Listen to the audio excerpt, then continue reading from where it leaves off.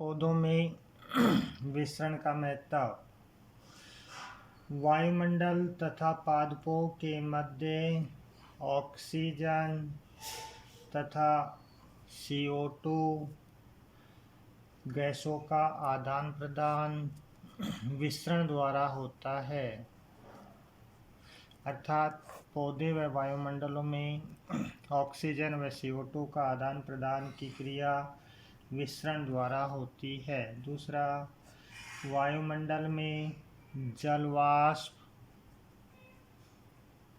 का उत्सर्जन विसरण के द्वारा होता है। तीसरा, खनिज लवणों का निश्चेष्ट अर्थात निष्क्रिय अवशोषण विसरण की क्रिया के द्वारा होता है। पारगम्यता।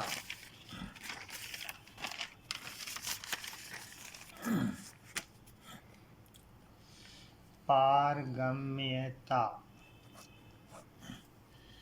किसी भी पदार्थ का कोशिका में प्रवेश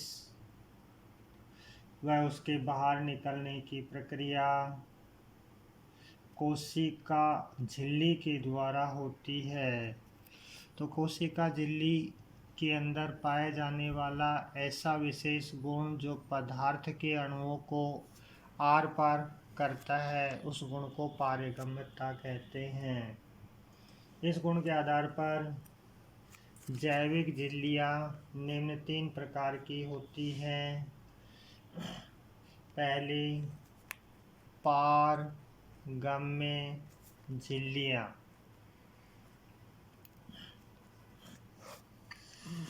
ऐसी झिल्ली विलय तथा विलायक दोनों के लिए पारगम्य होती हैं, जैसे कोशिका भित्ति। दूसरी, अपारगम्य झिल्लियाँ। ऐसी झिल्लियाँ जो विलय तथा विलायक दोनों के लिए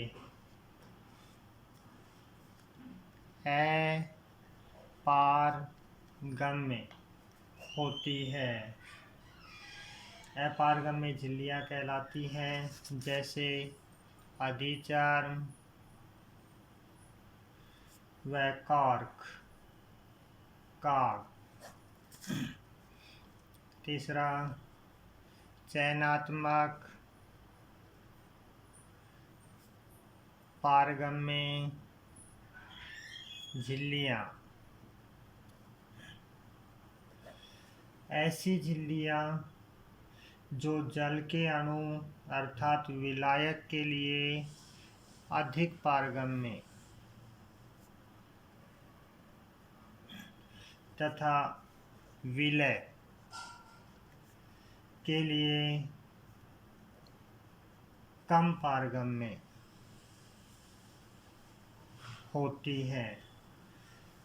चयनात्मक पारगम्य विभेदात्मक पारगम्य झिल्लियाँ कहलाती हैं, जैसे एग्जाम्पल प्लाज्मा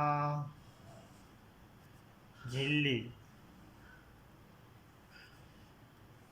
क्रोमैटोनोप्लास्ट आदि। चौथा, अर्ध पारगम्य झिल्लियाँ।